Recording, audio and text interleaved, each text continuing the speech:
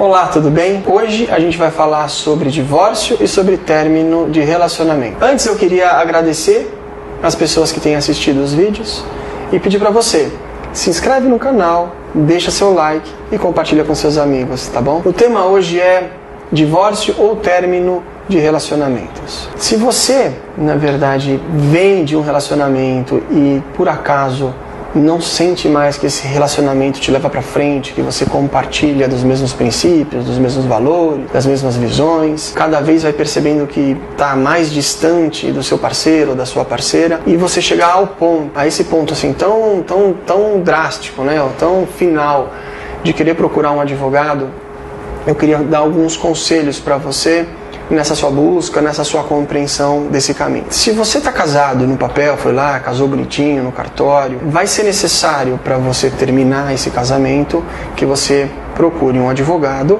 e faça um divórcio. Isso é um requisito da lei, não tem como ser diferente. Se você tem filhos, tem filhos, enfim, você vai precisar passar por esse processo perante um juiz. Então você vai ter que ir no fórum com um advogado e dar entrada nesse papel. Com base nisso, vai sair um documento que você registra no cartório e então você se divorcia. Tá? É assim que funciona. Se você não tem filhos menores, especificamente menores, não é só ter filhos, mas filhos menores, então você não precisa fazer o seu processo junto com o advogado e levar isso para um juiz, passar por um promotor e no fórum. Você pode fazer isso num cartório, chama-se divórcio extrajudicial. Diferente do outro, que é um divórcio judicial. Por que é judicial? Porque você passa na frente do juiz, você passa para um promotor, porque o promotor e o juiz eles vão precisar verificar as cláusulas do acordo que foi feito, porque eles vão tentar proteger o máximo possível os menores, as crianças que estão envolvidas nesse processo de divórcio, tá certo? Então isso é importante ter em mente de saída. Quando você for conversar com um advogado, é importante ter em mente que todo divórcio, toda situação de término de relacionamento, ela é em si uma situação difícil, uma situação angustiante, porque expectativas foram normalmente depositadas, esperanças foram ali colocadas, e você sempre tem duas pessoas com sentimentos, com emoções, com expectativas diferentes. Então, é importante você ter em mente que passar por um processo desse não é algo simples e nem é algo fácil. É algo possível e que se você tiver um olhar, e aqui eu não quero ser piegas, mas é verdade, se você tiver um olhar de carinho, de atenção, de compreensão, se você ampliar a forma com que você vai enxergar a transformação e a mudança desse relacionamento, eu tenho certeza que você já tem um ganho muito grande de saída.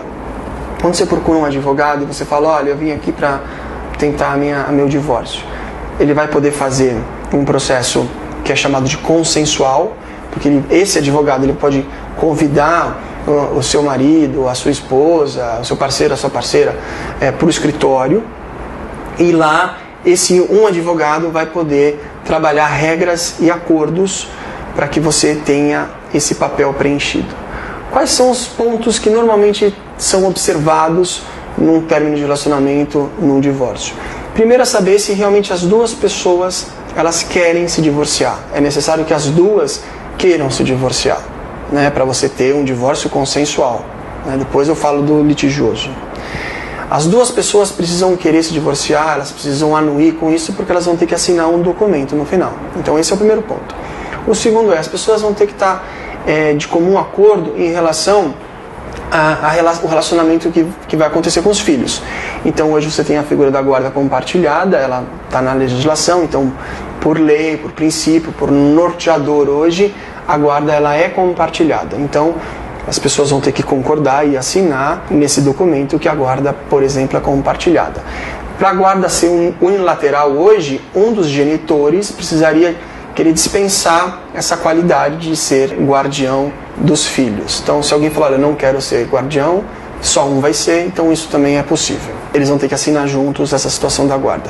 E vão ter que estabelecer, mesmo com a guarda, é importante deixar claro que a guarda, a questão das decisões sobre a vida do filho, onde vai estudar, se vai viajar, que cursos vai fazer ou vai deixar de fazer, qual a orientação religiosa que pode ter ou deixar de ter, os pais guardiões, eles vão decidir juntos esses assuntos. Então, guarda é decisão, é esse poder de gerir essa vida do filho enquanto ele é pequeno. E outra coisa é, a criança ela vai ter uma residência, e normalmente uma residência em domicílio fixos. Então, nesse documento vai constar que a criança vai estar residindo num determinado endereço da mãe ou do pai. Então, residência e domicílio não se confunde com a figura de guarda. E outra questão é o regime de convivência. Se falava antes do regime de visitação. Então, hoje não se diz que o pai ele visita ou a mãe visita a criança, mas que ele convive com a criança. Então vai ter que ter uma regra de convivência. É importante que essa regra seja uma regra que beneficia o contato dos dois com os filhos. E aí você pode ter regras de pernoite, finais de semana, feriados e por aí vai. Outra regra que é importante você ter quando você vai fazer um divórcio é a partilha de bens. O casal acumulou bens, conseguiu bens ao longo do relacionamento, então você vai precisar ver nesse acordo se vai ou não vai existir uma partilha de bens e de que forma isso vai acontecer.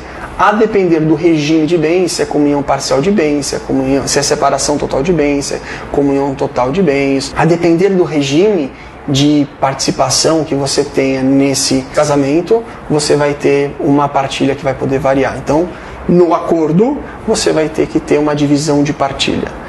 Outra questão que vai ter é a questão de nome. Se a mulher ela vai voltar a usar o nome de solteira ou não, ou se às vezes o marido também emprestou o nome da mulher, como é que essa questão do nome vai ser regrada.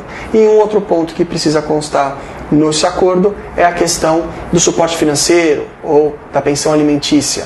Se o homem ou a mulher eles vão dispensar ou não o suporte financeiro recíproco, isso é um ponto para ser visto. E o outro ponto para ser visto é quanto que as crianças custam, qual que é o empenho financeiro que o pai e a mãe vão ter que fazer. Meu produtor está dizendo aqui que o tempo deu, então eu preciso terminar. Só para concluir com você, se você for fazer um divórcio consensual, lembra que você vai ter que passar por alguns itens que são importantes e o casal vai ter que estar de acordo em relação a todos esses itens.